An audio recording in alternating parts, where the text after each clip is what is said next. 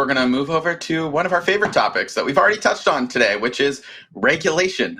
So this next thing, I think Zach teased it before. I really do see this as a bombshell yesterday. I'm confused why more people aren't talking about it, but this is, when New York Attorney General Letitia James, she sued KuCoin, the crypto exchange, alleging that they engaged in selling unregistered securities. But the really interesting part of this is that among the securities mentioned that KuCoin sold were Terra and UST, not so controversial these days, but the other one was Ether, the native currency of Ethereum.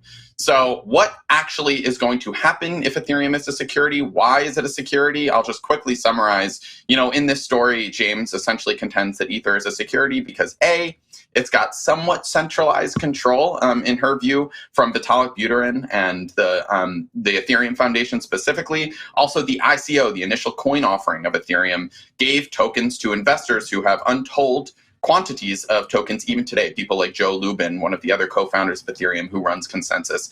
But the other really interesting aspect of this is proof of work to proof of stake, the transition that Ethereum embarked on last year in 2022 by switching consensus mechanisms. Essentially, there's an argument to be made by James and maybe the SEC that Ethereum is a security because of how proof of stake works. That's something that we can talk about more, but maybe Zach, let's hear your viewpoint on what this all means for Ethereum. Do we dump all of our Ether now? No financial advice here, Sam. No financial advice. You can't bait me with that. George is a Bitcoin maxi. He's gleeful over here. This is something the maxis have been hitting the drum on, since way before the merge, right? So this, Sam, I think this cannot be overstated how important this would be. This would be a really, really big deal if Ether and other proof of stake cryptocurrencies became considered as securities in the US. This would be really, really monumental for how exchanges are able to interact with these assets. There'd be additional listing requirements, public disclosure requirements, stuff that would be really, really foundationally change how the crypto market is currently conceived, right? So I think this is kind of goes back to, I think it was the Hinman argument, who was, I believe he was either a CFTC or SEC commissioner, sort of back when the last crypto hysteria was running its course back in 1718. He sort of made an unofficial proclamation that ETH resembles a commodity rather than a security. And a lot of people have been kind of riding on his word for a number of years, but that has never been kind of codified into law.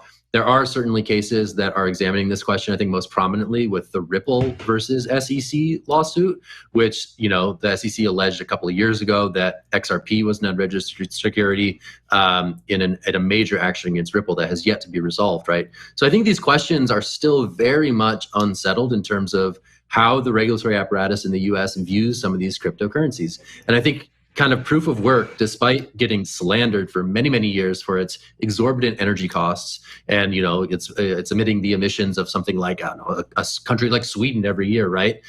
All of a sudden, proof of work is being seen as sort of the more fair way to secure these cryptocurrencies, which is really quite remarkable because Ethereum made that switch to proof of stake, perhaps understanding that proof of work was an existential threat to its growth and to its embrace worldwide among regulators in the US and abroad. And now we start to have this wave of additional scrutiny following its shift to proof of stake that may make that decision look very bad should this kind of go down a course that Letitia James is arguing here, right? So I think this one is certainly something that deserves a lot more attention, a lot more eyeballs on this particular story, because the ramifications would be really large as more and more of the crypto universe is secured by the proof of stake consensus mechanism.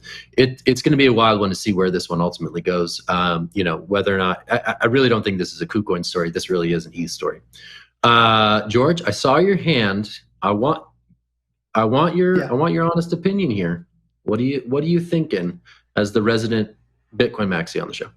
Yeah, to be clear, I'm not dancing on the grave of Ethereum or anything here. If I am going to sit here and be a Bitcoin maximalist and pretend that I'm excited about the long arm overreach of regulators, slap me across the face, guys. You can slap me virtually. That's ridiculous. Imagine wanting to do that.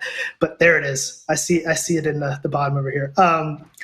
Zach, that last point you made about how it was seen as a bad thing to be proof of work, and so they moved to proof of stake, and now it's seen as a bad thing to be proof of stake, just really highlights something to me that is the most cynical possible view for regulators and politicians, is that they don't care about you. They care about signaling what they care about.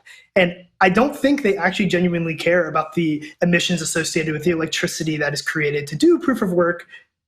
They just don't like crypto in general. And so they're going to look for things to latch on here. The last thing, and I know this is more of a political discussion, political question, is who is the New York Attorney General? How can they say if things are securities or not? Isn't that the job of the SEC? Like, I can go out right now and write a letter and say, hey, Ether's a security. Like, why should people care what I have to say? You know? Jen. Yeah, well, I mean, Gary Gensler has come out and said that he thinks that every crypto is a security except for Bitcoin, right?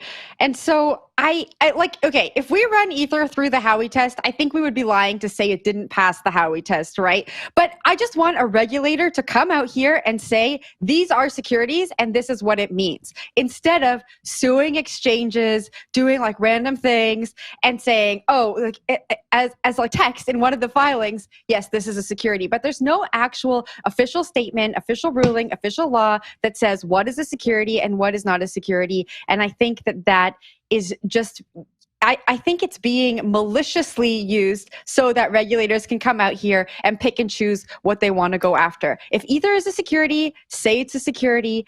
Maybe we'll see exchanges go offshore. Maybe we'll see exchanges not list Ether in certain jurisdictions, but just say it. I want clarity. George, I'm going to give you the last word on this before we move on to the next story.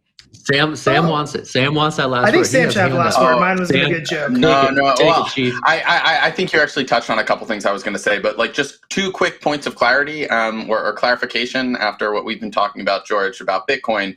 Bitcoin is also kind of implicated in this. There's some stuff here about commodities as well. Even if Bitcoin is a commodity, some of these institutions that trade or facilitate the trade of Bitcoin might also have to change the way that they're registered if they want to continue doing that. So that's, something to clarify here. And the other thing that we should mention is that it's not a foregone conclusion yet that the SEC is going to seek to classify Ethereum as a security.